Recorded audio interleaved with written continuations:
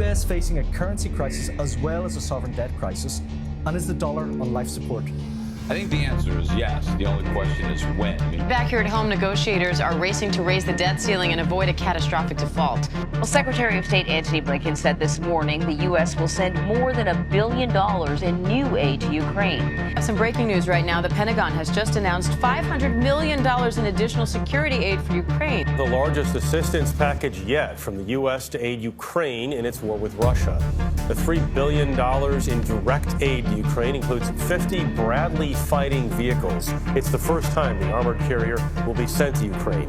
The U.S. has announced another $325 million in military aid for Ukraine. The amount of weapons the U.S. has sent to Ukraine since the beginning of the Russian invasion is staggering.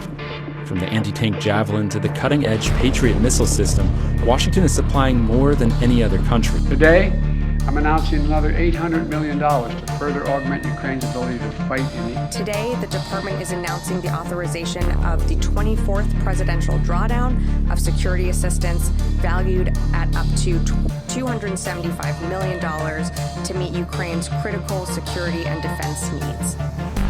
The U.S. announcing another round of military aid for Ukraine, a package worth $725 million.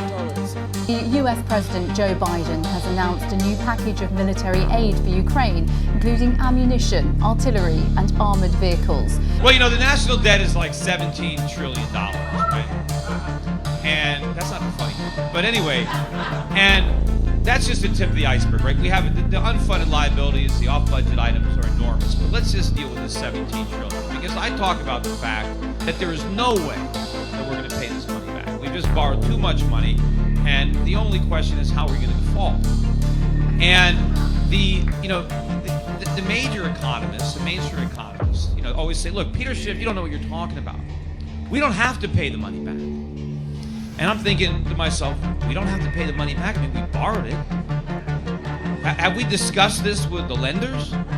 Did the people who are loaning us all this money realize that we're not going to pay